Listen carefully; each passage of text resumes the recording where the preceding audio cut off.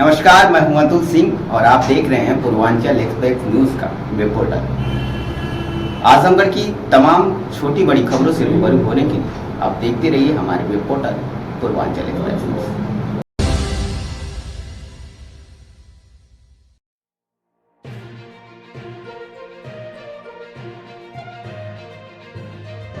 आजमगढ़ दौरे पर पहुंचे उत्तर प्रदेश के केंद्रीय मंत्री सूर्यप्रताप शाही रविवार को दिन में शहर के समीप नरौली में एक डायग्नोस्टिक सेंटर का लोकार्पण करने पहुंचे थे। इस दौरान उन्होंने केंद्र और सरकार की योजनाओं का बखान किया। उन्होंने कहा कि भारतीय जनता पार्टी हमेशा सक्रिय पार्टी रहती है, लगातार काम करती रहती है और राजनीतिक दल वह बरसाती मेढक की तरह है जो चुनाव आते ही सक्रिय हो जाते हैं। वहीं सूर्यप्रताप शाही ने कहा कि विद्युतीकरण योजना से शहर से लेकर ग्रामीण क्षेत्र को आच्छादित किया गया है। आजमगढ़ में 7.30 लाख किसानों को किसान सम्मान निधि दी गई है, जो कि 6,000 प्रतिवर्ष के हिसाब से अब तक 1,400 करोड़ होती है। इसके अलावा जनपद में 1,20,000 से ज्यादा लोगों को शहरी और ग्रामीण मिलाकर छत मुहैया कराई गई है। 110 करोड़ की लागत से विश्वविद्यालय बन रहा है। 500 करोड़ की लागत से हवाई अड्डे का निर्माण हो रहा है। उन्होंने कहा कि प्रधानमंत्री लगातार विकास के लिए सक्रिय रहते हैं। जितना विकास पिछले 9 वर्षों में हुआ है उतना उसके पहले 50 वर्षों में नहीं हो सका। अगर नरेंद्र मोदी जैसा प्रधानमंत्री पहले होता तो अब तक देश कितने आगे बढ़ गया होता। वहीं उन्होंने कहा कि प्रधानमंत्री हर माह के आखिरी रविवार को लगातार लोगों से अपने मन की बात करते हैं। इस बार विदेश के दौरे के चलते महीने के तीसरे रविवार को उन्होंने मन की बात रखी। ये भी कहा कि 23 जून को श्याम प्रसाद मुखर्जी की पुण्यतिथि है। इसके बाद एक हफ्ता तक कार्यकर्ता घर घर जाकर सरकार की योजनाओं को बताएंगे और जो भी योजना के लाभार्थी होंगे उनके साथ स्मार्टफोन के जरिए मोबाइल से फोटो खींचकर भेजेंगे। देश और प्रदेश के मेडिकल व्यवस्था पर अपनी बात रखी। उन्होंने कहा कि प्रधानमंत्री के प्रयासों से 11 नए एम्स खोले गए हैं, 200 नए मेडिकल कॉलेज बन रहे हैं या बन चुके हैं। उन्होंने कहा कि उत्तर प्रदेश में 41 जिलों में नए मेडिकल कॉलेज की स्थापना हो रही है। अब प्रधानमंत्री नरेंद्र मोदी और मुख्यमंत्री योगी आदित्यनाथ की प्रत्येक डिस्ट्रिक्ट में मेडिकल कॉलेज खोलने की मेडिकल पॉलिसी के तहत हो रही है। जिस प्रकार से आबादी का दबाव है उसके अपेक्षा मेडिकल सुविधा बहुत कम है। प्रति 1000 की आबादी पर जितनी आवश्यकता है उतने डॉक्टर नहीं है, इसलिए डॉक्टरों के रेशियो को बढ़ाया गया है। नए कॉलेजों से ज़्यादा संख्या में विशेषज्ञ डॉक्टर निकलेंगे और लोगों को ज़्यादा सुविधाएं के अनुसार मेडिकल व्यवस्था भी मिल पाएगी। कृषि मंत्री ने कहा कि प्रधानमंत्री ने कहा है कि जब हम अपने आज़ादी का शताब्दी वर्ष मनाएंगे तब हर क्षेत्र में आत्मनिर्भरता के साथ स्वास्थ्य के क्षेत्र में भी निर्भर बनेंगे। वहीं इतनी बड़ी आबादी को केवल सरकारी क्षेत्र के भरोसे मेडिकल व्यवस्था नहीं दी जा सकती, इसलिए डॉक्टर निजी क्षेत्र के माध्यम से भी अच्छी सुविधा दे पाएंगे। का निर्माण कराया गया है, जिसका लोकार्पण का कार्यक्रम आज संपन्न हुआ है।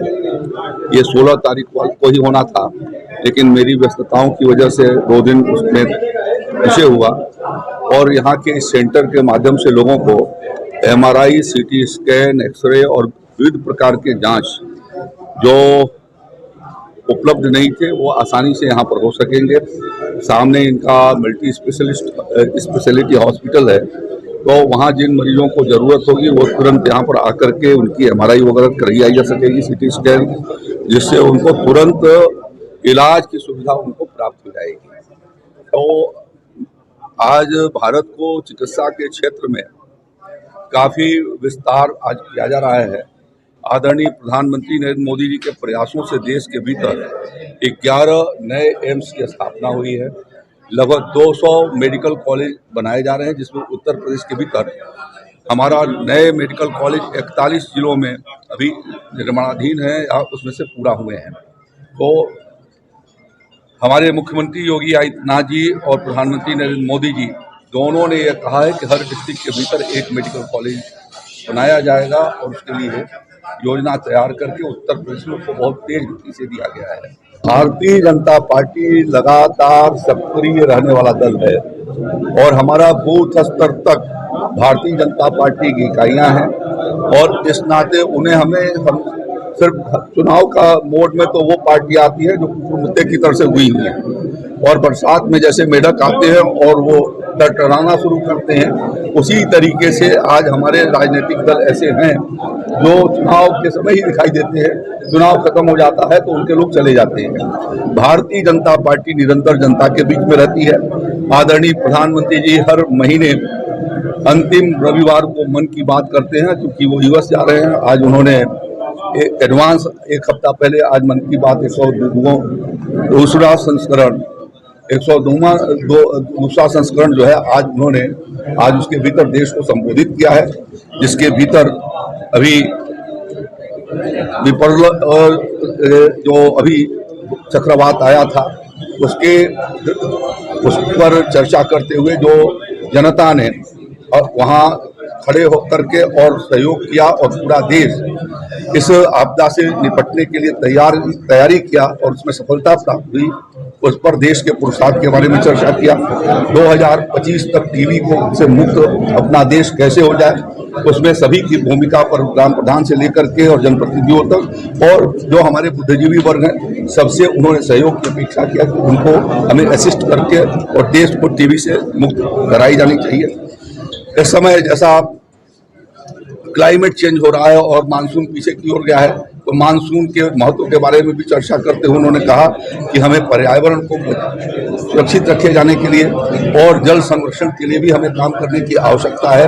हमारे मादा जनपद के भीतर खेत तालाब जो कृषि विभाग के द्वारा खोले गए हैं उनको भी उन्होंने अपने भाषण के भीतर उसमें उन्हें दिखाया गया।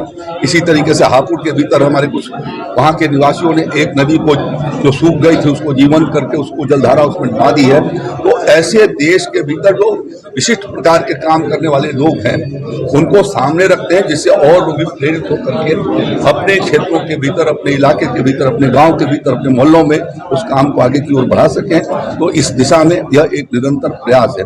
भारतीय जनता पार्टी प्रधानमंत्री जी के 9 वर्ष पूरा होने के अवसर पर जो उनके द्वारा सेवा, सुशासन और गरीब कल्याण के लिए जो उनकी सरकार समर्पित रही है और जो इन कामों को लेकर के आज बहुत बड़े हमारी उपलब्धियां हैं। आज हम रोड कनेक्टिविटी से बहुत बेहतर तरीके से जुड़ चुके हैं। ये सभी गांव के भीतर बिजली पहुंच गई है। गरीब के घर पर जो है यही आजमगढ़ के जिले में लगभग 1.25 लाख लोगों के घरों पर सैकड़ों गांवों में विद्युतीकरण हुआ है। पीएम किसान सम्मान निधि के माध्यम से यहाँ के 7.5 लाख किसान भाइयों को हर साल जो है वो 6,000 रुपये उनके खाते में पहुँच रहा है और लगभग 1400 करोड़ रुपए से ऊपर की धनराशि पीएम किसान सम्मान निधि के माध्यम से यहाँ पर उनके खातों में गई है। लगभग 1,20,000 से ज़्यादा लोगों को ग्रामीण क्षेत्र के भीतर और शहरी क्षेत्र में प्रधानमंत्री ग्रामीण आवास के भीतर और शहरी क्षेत्र के भीतर दोनों में आवास बना करके और गरीब जिसके पास पक्का मकान नहीं था, छत नहीं था, उसको देने का काम किया है। तो भारतीय जनता पार्टी के हमारे कार्यकर्ता इस अभियान के माध्यम से जो हमारी उपलब्धियां हैं, आपके यहाँ लगभग 110 करोड़ रुपया यहाँ विश्वविद्यालय नया स्थापित किए जाने के लिए योगी जी की सरकार ने स्वीकृति किया है, जिस पर काम चल रहा है। यहाँ के हवाई अड्डे पर लगभग 500 करोड़ रुपया अब तक स्वीकृत सरकार कर चुकी है और 90% से ज़्यादा उसका काम पूरा हो चुका है। जल्दी एयर कनेक्टिविटी से हमारा आजमगढ़ जुटेगा।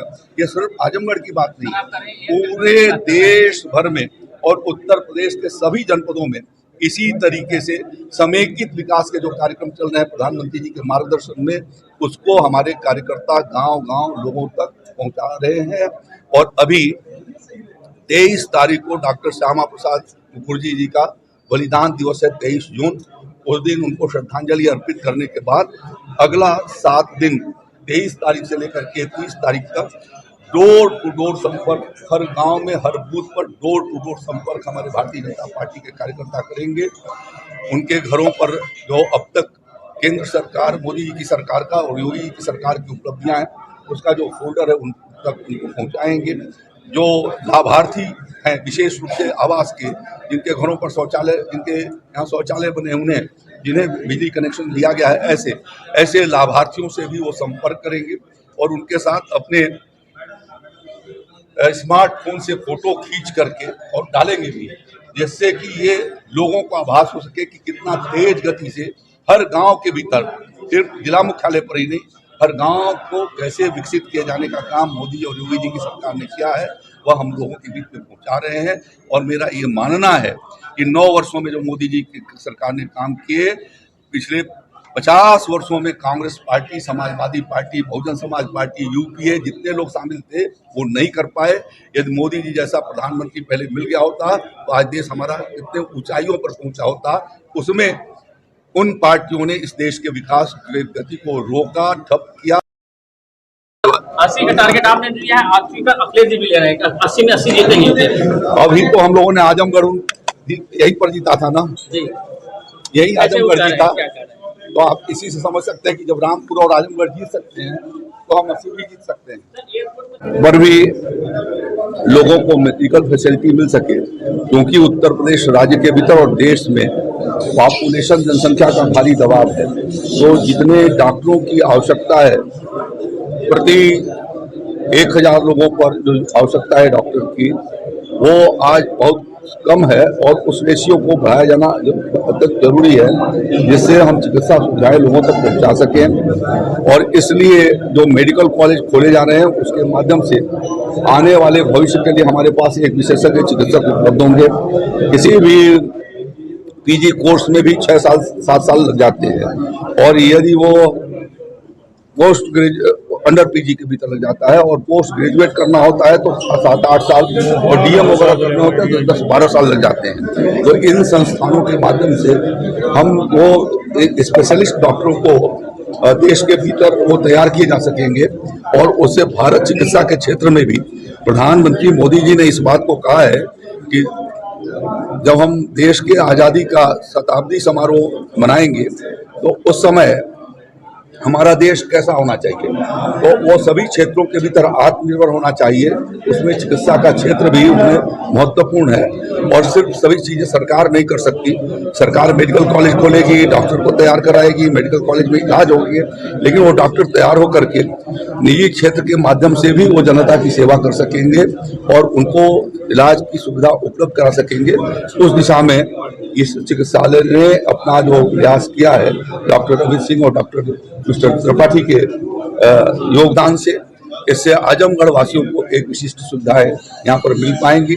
मैं समझता हूँ कि मल्टी स्पेशलिटी हॉस्पिटल के भीतर लगभग 15-20 विधाओं से ये आज चिकित्सा कर रहे हैं, जो आजमगढ़ के लिए मेडिकल कॉलेज के अलावा एक दूसरा विकल्प के रूप में एक विशेषज्ञ चिकित्सकों के द्वारा इलाज संभव है। और इस अवसर पर मैं आज आजमगढ़ वासियों को अपनी ओर से बधाई देना चाहता हूँ।